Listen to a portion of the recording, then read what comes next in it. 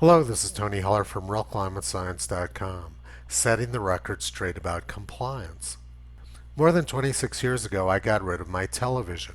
I realized that television news, most entertainment programming, and most advertising was actually propaganda designed to bring you into compliance.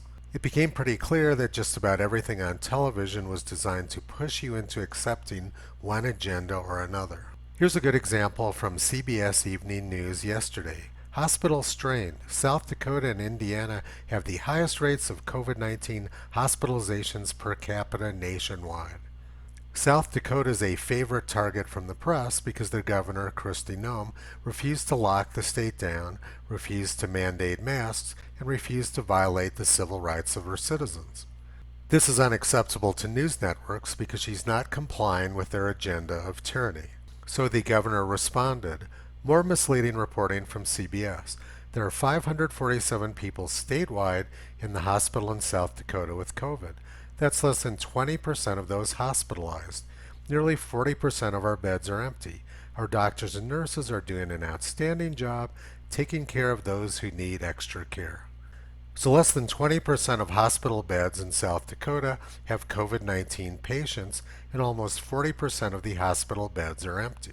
If 40% empty hospital beds is the worst in the country, then this isn't a very serious crisis. Justin Hart has been providing a lot of valuable information on this topic. Scientific literature out there notes that most hospitals see between 65% and 83% utilization at any time. So the current 60% utilization in South Dakota is actually better than average. Now let's compare this to many years when hospitals get overloaded with flu patients. The New York Times, January 31st, 1999. New York hospitals struggle with flu surge.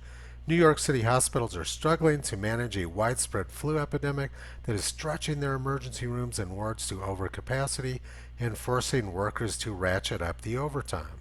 It's actually very common for hospitals to get overloaded with flu patients. It happened 2 years ago, but few people knew about it.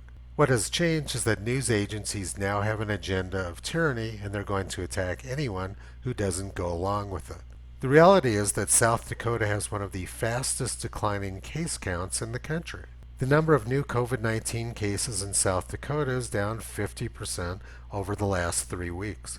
South Dakota has shown that mask mandates and lockdowns are useless. So the press is viciously attacking the South Dakota governor with vile hit pieces like this one. Anti-mask governor's grandmother died in nursing home ravaged by COVID, and yet Kristi Noem continues to downplay the virus, refuse a mask mandate, and ignore the terrible price her state is paying. They're trying to make it sound like the governor's grandmother died of COVID because the governor refused to have a mask mandate. Besides being disgusting yellow journalism, it isn't true. The grandmother didn't die of COVID. She was 98 years old. The nursing homes are locked down and everybody working there wears masks. This has nothing to do with a general mask mandate for the rest of the state. Michael Bostom reported today that almost 3/4 of COVID-19 deaths in Rhode Island have occurred in long-term care or elder-assisted living facilities.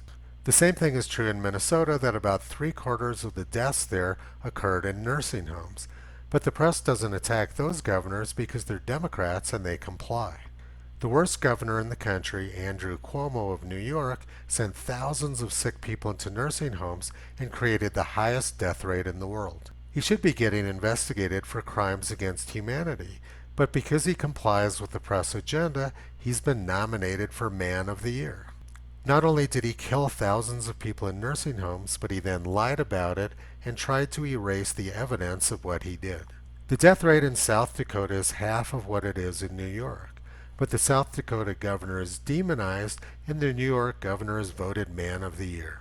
The press doesn't care about facts, data, or integrity. They don't care about any of the values which most people seek. The only thing that the press cares about is trying to bully people into compliance with their agenda.